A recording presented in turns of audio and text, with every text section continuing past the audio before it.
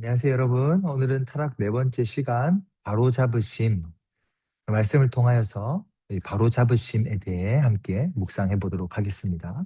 오늘 말씀이 두 절밖에 되지 않아요. 우리 한번 읽어볼게요. 이에 그들이 눈이 밝아져 자기들이 벗은 줄 알고 무화과 나무 잎을 엮어 치마로 삼았더라. 여호와 하나님이 아담과 그의 아내를 위하여 가죽 옷을 지어 입히시니라. 아멘. 우리 어제는 변명과 핑계라는 말씀을 나누어 보았죠.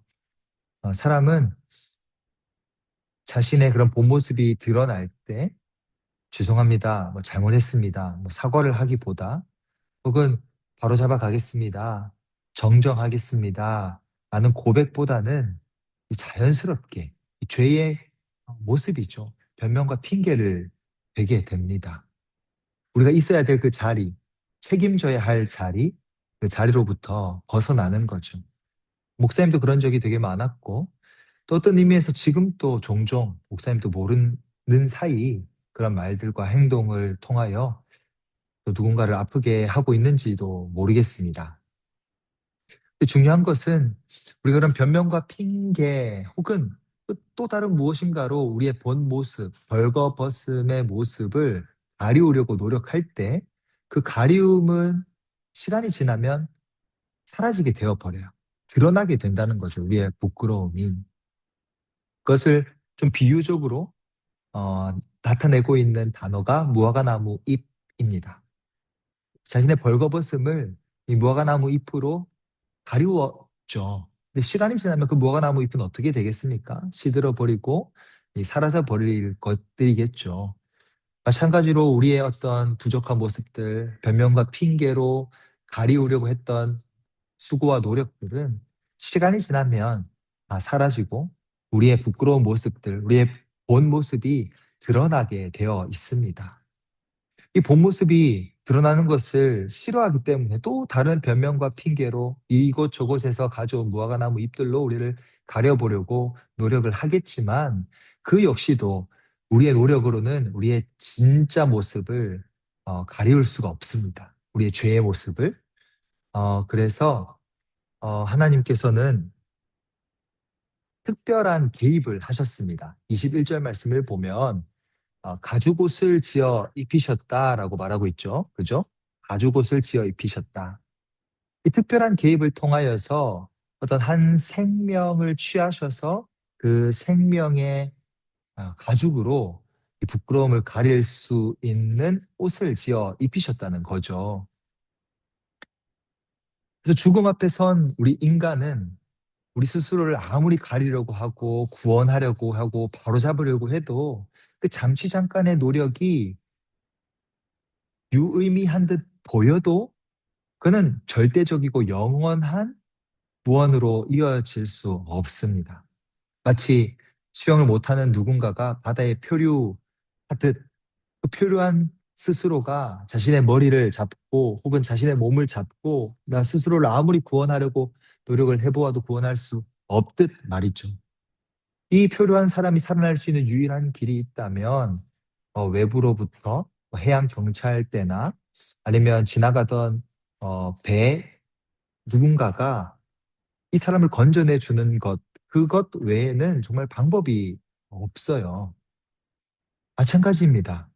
아무리 스스로를 구원하려고 노력해 보아도 스스로를 살려보려고 애를 써 보아도 하나님의 개입이 없이는 우리는 살아날 수 없습니다. 하나님의 개입이 있어야지만 우리의 영원한 부끄러움, 우리의 본 모습을 가리울 수 있고 더 나아가서 그 본 모습의 부끄러움을 더 이상 부끄러움으로 머물지 않고 우리의 잘못을 인정하고 우리의 잘못을 고백하며 더 이상 변명과 핑계가 아니라 우리의 있는 모습 그대로를 가지고 변화된 모습으로 바뀌어 나아갈 수 있습니다. 이것을 하나님의 개입이라고 표현할 수 있을 것 같아요. 하나님은 우리 창세기 첫 번째, 두 번째 그 창조에서도 나누었지만 그 흑암의 빛을 비추셨던 그 사랑과 은혜로 또다시 무질서 속으로 빠져들어가는 우리를 또 비추시며 우리에게 질서를 부여하십니다. 다만 이 질서에는 그냥 우연히 생겨나는 질서가 아니라 하나님의 희생이 있습니다. 목사님도 아이를 키우면서 표현이 좀 그렇지만 아이들이 사고를 칠 때가 있어요. 어린이집에서 친구의 손을 깨문다거나 아니면 얼굴을 손톱으로 긁어서 좀 상처를 만든다거나 그러면 뭐 아이들 뭐 혼내는 건 나중 일이죠. 바로잡는 건 나중 일이죠. 일단은 그에 상응하는 뭐 배상 혹은 갚음이 있습니다. 이게 물질적으로도 좀 희생을 해야 될 때도 있고 또 정신적 혹은 감정적으로 이제 그 다친 아이의 부모에게 좀 빌고 죄송하고 이런 마음을 표현할 할 때가 있죠. 물론 하나님이 이 죄에게 뭐 무릎을 꿇고 뭐 용서를 구하고 하지는 않습니다.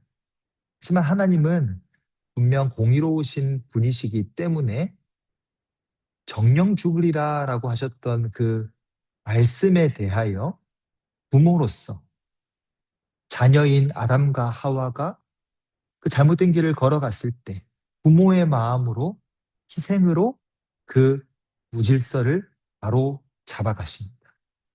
그것이 어떤 희생일지는 우리가 이제 나중 사순절 시간 동안 좀 더 살펴보겠지만 중요한 것은 거저 이 질서를 부여받은 게 아니라는 거예요.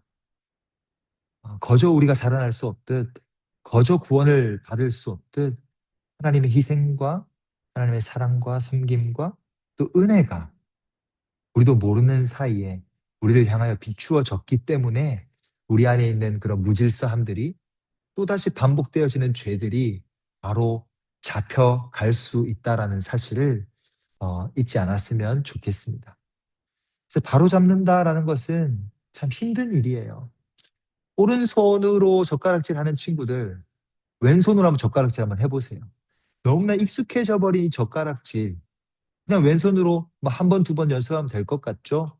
물론 이제 뭐, 간단한 것은 할 수 있겠죠. 하지만 오른손이 하듯 왼손으로 익숙하게 음식을 먹기 위해서는 정말 오랜 바로잡음의 시간이, 노력이 필요합니다. 근데 그 노력, 그 희생, 그 사랑, 그 은혜, 젓가락질과 비교할 수 없는 그 깊고 넓은 사랑과 은혜를 하나님이 부여하여 주셔서 우리를 바로잡고 계십니다.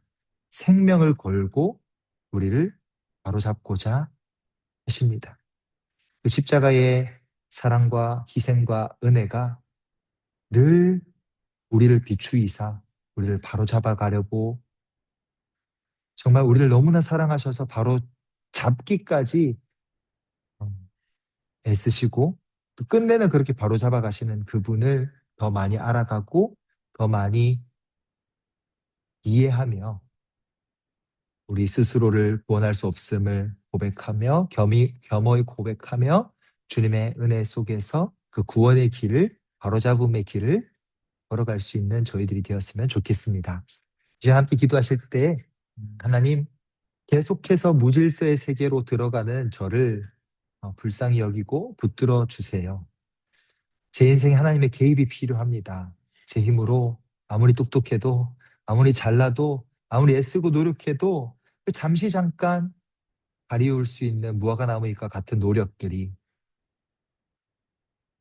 유한함을 인식하며 하나님 앞에 엎드려 하나님의 구원하심을 바라보게 해주세요.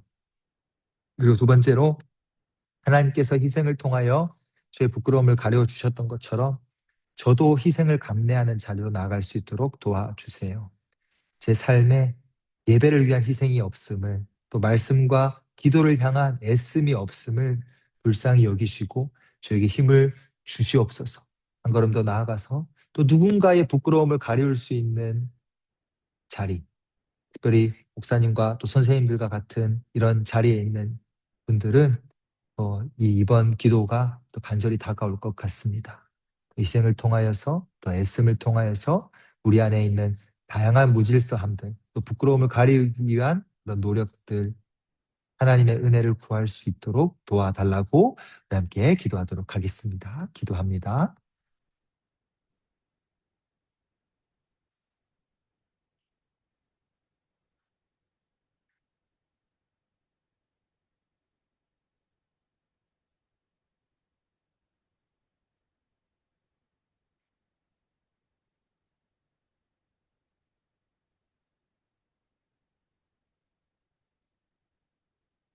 사랑의 하나님 아버지, 감사합니다. 이런저런 애씀과 노력으로 우리의 부끄러움을 가리우려고 하지만 쉬 사라져버릴 무화과 나무 잎처럼 끊임없이 무질서 속으로 나아가는 저희들의 모습을 긍휼히 여겨 주시옵소서. 하나님의 개입을 구합니다. 하나님의 은혜를 구합니다. 우리를 살려주시고 우리를 바로잡아 주시고 우리에게 질서를 부여하실 하나님을 기대하게 하여 주셔서 우리 학생부가 더 평안히 든든히 넉넉히 질서의 자리로 나아갈 수 있도록 바로잡음의 경험을 할 수 있도록 인도하여 주시옵소서. 이를 위하여 애쓰고 수고하는 우리 모든 선생님들 기억하여 주셔서 우리 안에 귀한 희생과 애씀이 일어나게 하시고 이를 통하여 우리 스스로도 우리 학생부도 더 나아가 앞으로 우리 친구들을 통하여 세워질 그 각자의 나라, 하나님의 나라를 기대하고 꿈꾸는 마음으로 귀한 걸음 이어나갈 수 있도록 도와주옵소서. 감사드리며 우리 주 예수 그리스도의 이름으로 기도드립니다. 아멘. 네, 그러면 우리 남은 하루 잘 보내고 목사님도 다시 설교 준비하러 가겠습니다. 여러분도 힘내고 이제 내일 모레 교회에서 보아요. 내일은 이 만나 프로젝트 없습니다. 안녕.